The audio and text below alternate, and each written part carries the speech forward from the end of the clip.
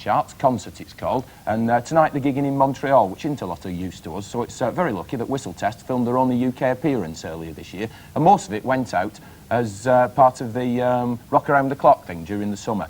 And Richard Skinner, looking for an excuse to show the rest of that concert, went to interview Robert Smith of The Cure and asked him why the band are abroad so much. He did.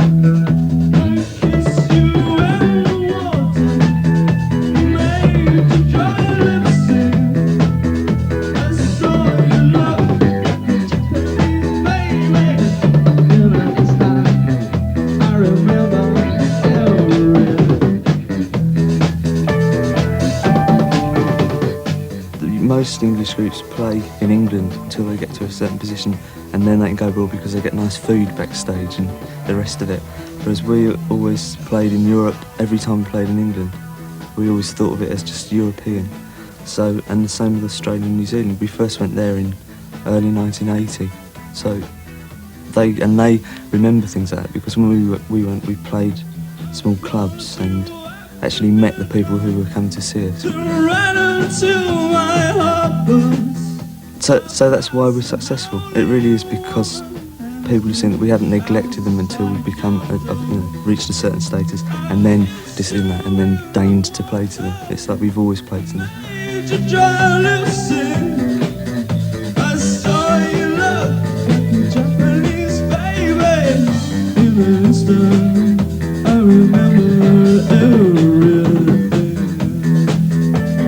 Do you find it better now that you're able to concentrate totally on The Cure?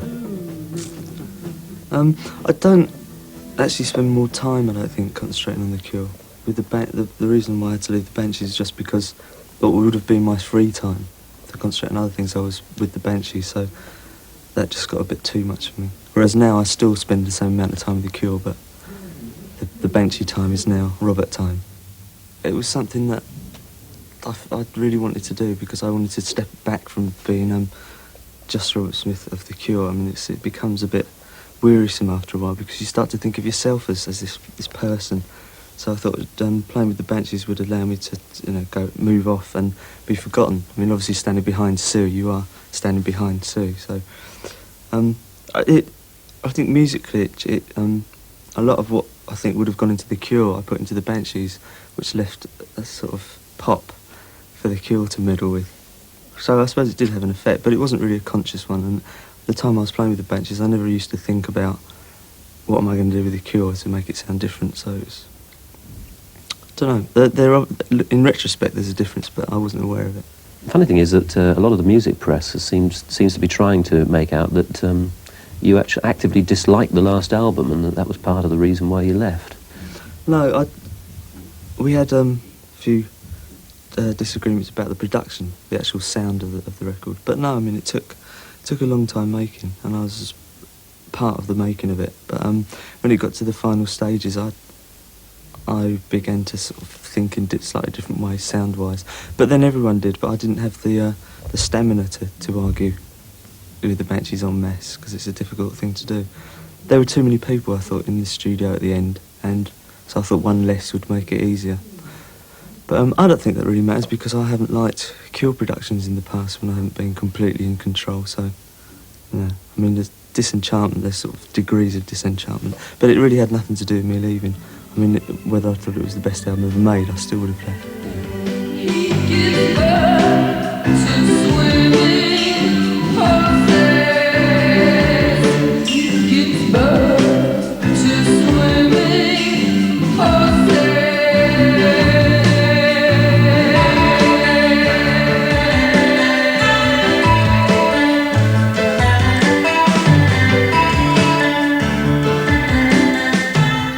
Let's talk about the Glove project that you did with Steve Severin.